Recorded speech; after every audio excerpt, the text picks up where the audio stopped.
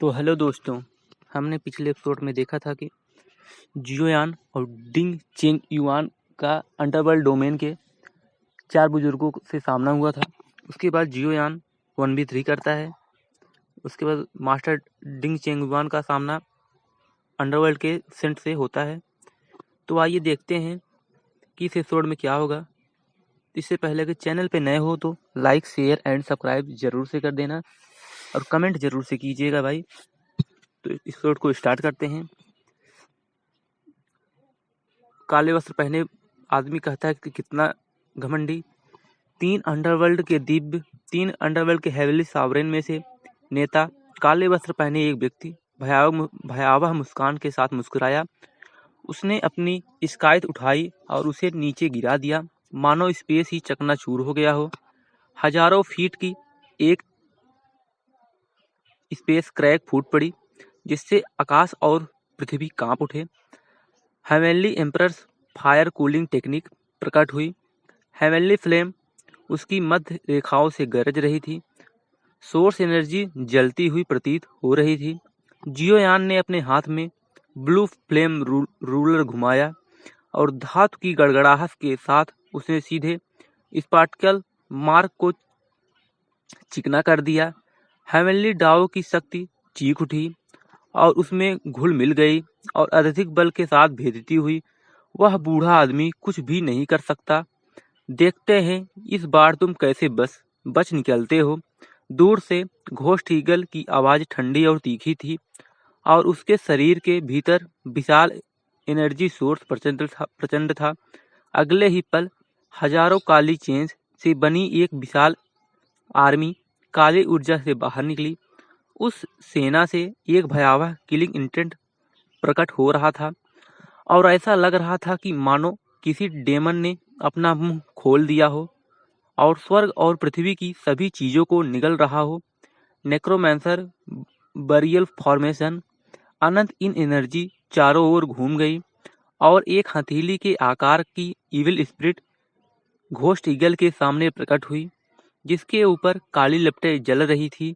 कुछ ही देर में वह दुष्ट आत्मा गायब हो गई और वह संरचना और भी भयानक आभा के साथ नीचे दब गई। Blue dragon strike the sky. जियोयान ने अपना हाथ झटकारा, ब्लू फ्लेम रूलर को हटा दिया। उसका शरीर आग के प्रचंड समुद्र की तरह उमड़ती हुई एम्परल फ्लेम में घिरा हुआ था। जिस क्षण विशाल संरचना ढह गई, उसी क्षण अग्नि के समुद्र में एक ब्लू ड्रैगन ऊपर उठा। गोल्डन लाइट चमक उठी और विशाल संरचना को ढकने वाली अनंत इन एनर्जी को दूर कर दिया।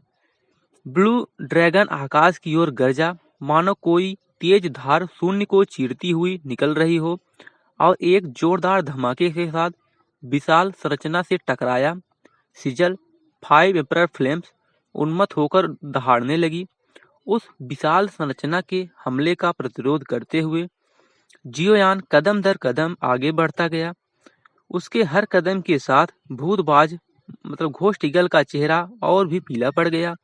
वह विशाल संरचना उसके मन और शरीर से जुड़ी हुई थी, जो उसके लिए एक गहरा आघात था।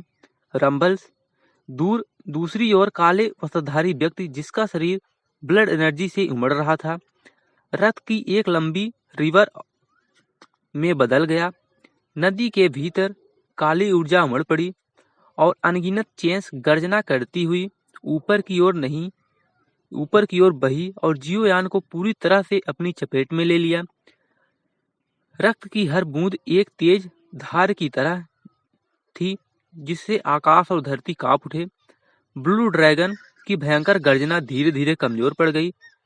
कॉर्प डेमन बरियल, काले वस्त्र पहने नेता, अपनी पीठ पर स्काइथ लटकाए हुए था।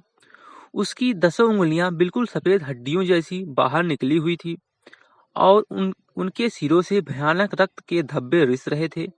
उसने शून्य के प्रतिरूप छोड़े और क्षण भर में स्वर्ग और पृथ्वी के बीच की काली प्रिमोडियन एनर्जी से अनगिनत वेंगफुल स्पिरिट चीखने लगी। आदिम ऊर्जा भड़क उठी और भयानक कॉर्प्स में बदल गई, जो सब रक्त की नदी में बह गई, मानो स्वर्ग और पृथ्वी को दफन कर रही हो। तीनों ने क्रूरतापूर्वक और भयंकर तरीके से हमला किया, गहन स्केयर टेक्निक्स का प्रयोग किया, जिसने जियोयान की आभा को पूरी तरह से ढक लिया। दूर काले वस्त्र पहने बूढ़ा आदमी से लड़ रहे डिंग चेंग युआन ने भी यह देखा। उसने अपनी भौहें उठाई और ध्यान से उसे भांपने ही वाला था कि तभी एक ब्लैक सन शून्य से टकराता हुआ आया और 1000 मील के दायरे में फैले शून्य को राख में बदल दिया। किसी डिवाइन रिवर्ड की आभा को छिपाने में सक्षम कोई भी चीज स्केयर वेपन के स्तर तक पहुंच चुकी है, मतलब होली वेपन के स्तर तक पहुंच चुकी है। पर परतों पर परतें बनती जा रही थी, जो लगातार काले सूरज की ऊर्जा का उपभोग कर रही थी। डिंग चेंग युआन ठंडे स्वर में बोला, लेकिन उसका दिमाग गणनाओं से भरा हुआ था। यह तो एक होली वेपन है मास्टर डिंग, इसमें इतना हंगामा क्या? काले चोगे वाला बूढ़ा आदमी शांति से मुस्कुराया। उसने जियोयान को कॉर्फ डेमन द्वारा दफनाते हुए देखा था, और यह तथ्य कि वह डिंग चेंग युआन का मन डगमगा सकता था, उसके लक्ष्य को प्राप्त करने के लिए पर्याप्त था। यह सुनकर डिंग चेंग युआन के चेहरे पर थोड़ी गंभीरता छा गई और उसके मन में बेचैनी सी छाने लगी। वह मर चुका है, अब उसकी सांसें नहीं चल रही हैं। काले वस्त्र पहने नेता ने अपनी उंगलियां वापस खींच ली। उसकी आवाज भारी हो गई। जाओ, एम्परर फ्लेम को वापस लाओ। अगर तुम बहुत देर करोगे तो कॉर्फ डेमंस इसे तब तक खा जाएंगे जब तक कि हड्डियां भी नहीं बचेंगी। घोस्ट ईगल ने सिर हिलाया और रक्त लाल रिवर में अनगिनत स्पिरिट्स उमड़ पड़े, जबकि जियोयान की आभा पूरी तरह शांत हो गई। जैसे ही उसने एक कदम आगे बढ़ाया, एक फ्लेम स्पार्क चमक उठी, मानो अंतिम संघर्ष हो रहा हो। एक और कदम आगे बढ़ाओ और तुम ब्लड रिवर के सामने खड़े हो जाओगे। एक ही बार में तुम जियोयान की लाश निकाल सकते हो। जैसे ही वह आगे बढ़ने वाला था, अचानक लाल रंग की नदी के पार एक चमकदार रोशनी चमक उठी, मानो चारों ओर घूमती हुई लपटें एक चमकदार लोटस फ्लेम में परिवर्तित हो रही हों। मास्टर गोंगसुन, एक उजाड़ पहाड़ पर एक सुंदर काले बालों वाला आदमी जमीन पर बैठा था और अपने सामने शून्य में खड़े बूढ़े आदमी को देख रहा था। बूढ़ा आदमी ऊर्जा से भरपूर था, उसकी आंखें गरिमापूर्ण और विस्मयकारी थीं।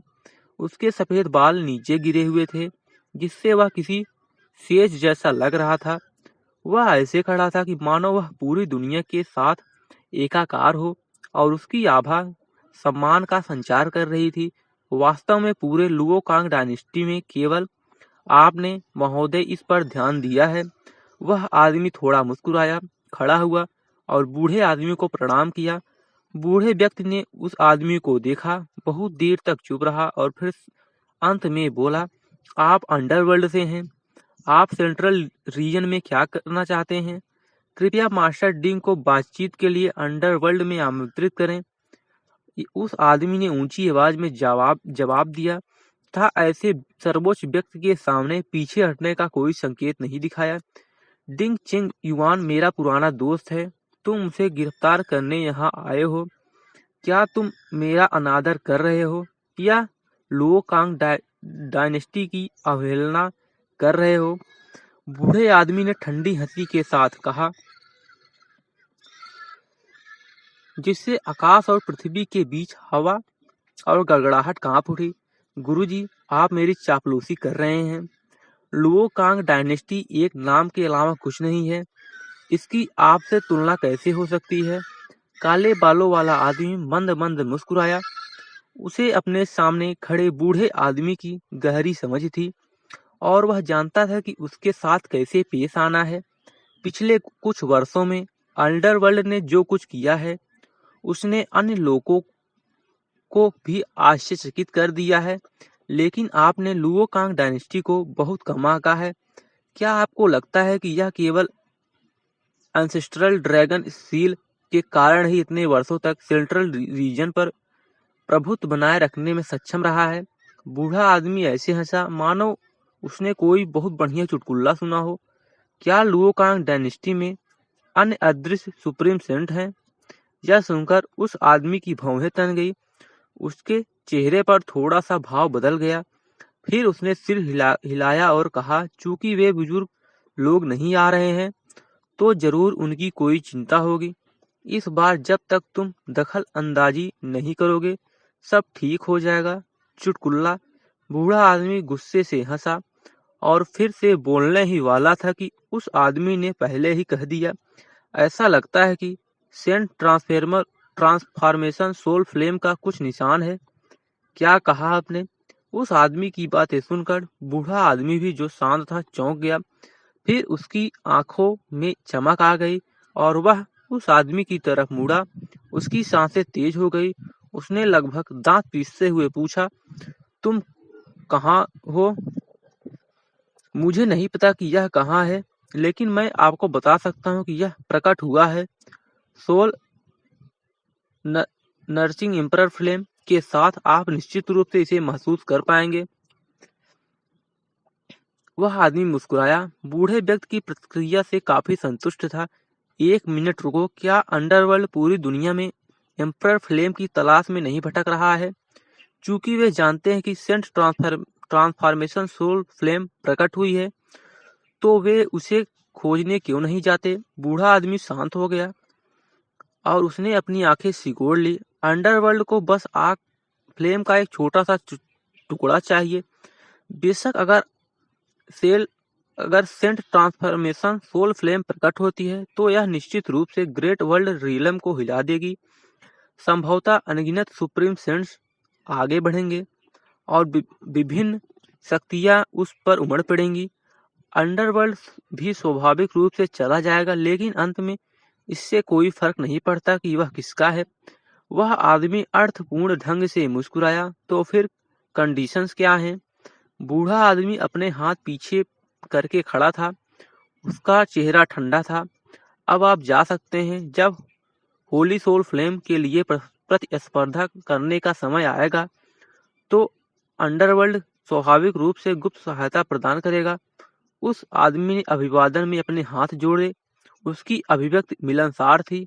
वास्तव में मैं अंडरवर्ल्ड लॉर्ड की शपथ लेता हूँ कि यदि मैं यह शपथ तोड़ता हूँ तो अंडरवर्ल्ड सी सूख जाए। बूढ़े आदमी ने अपने होठ भींच लिए। उसकी आंखें चमक रही थी और वह उस आदमी की मुस्कुराती निगाहों के नीचे जाने के लिए तैयार हो गया। बूम!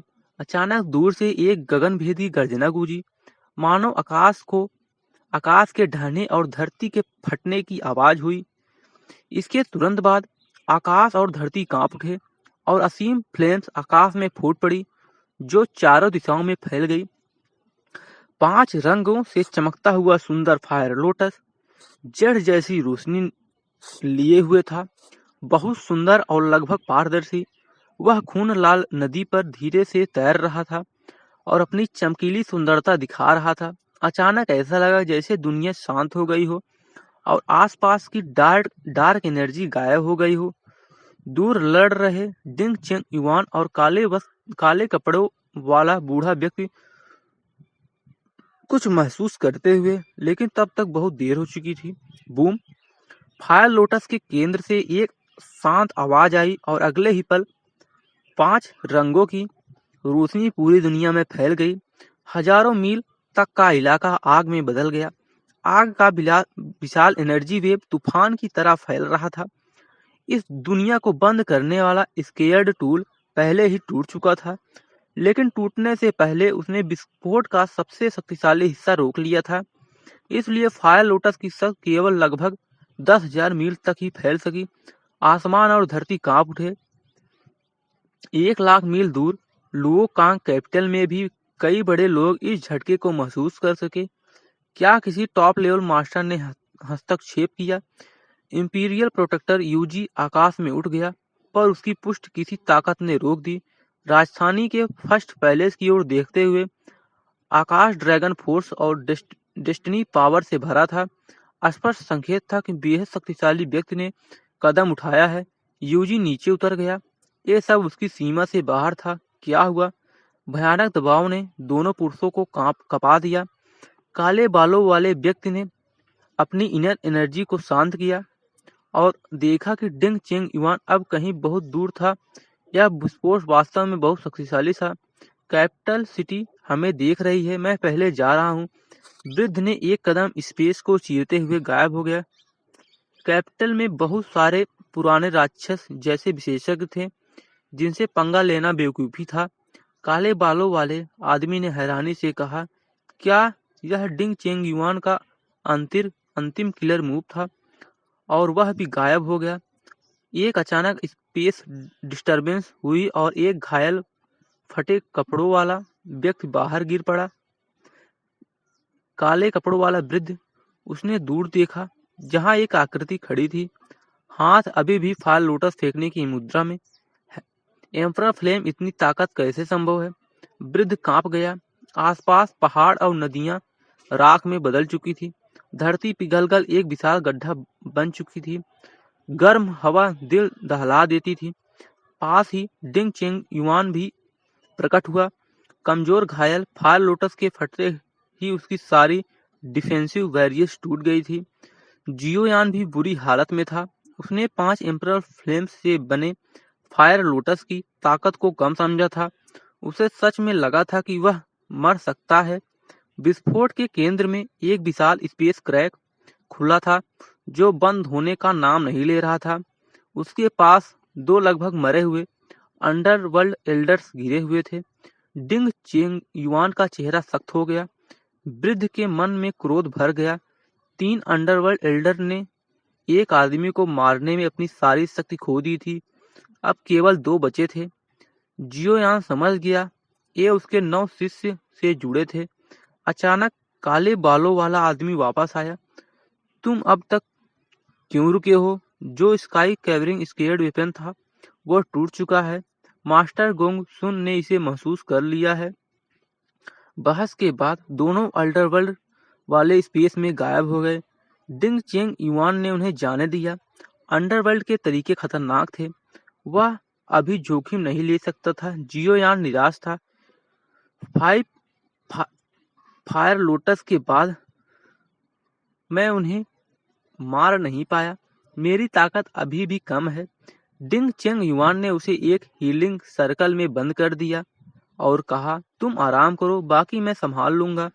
हजारों मील दूर जंगल में काले कपड़े वाला वृद्ध बोला। वह फायर लोटस बेहद डरावना था।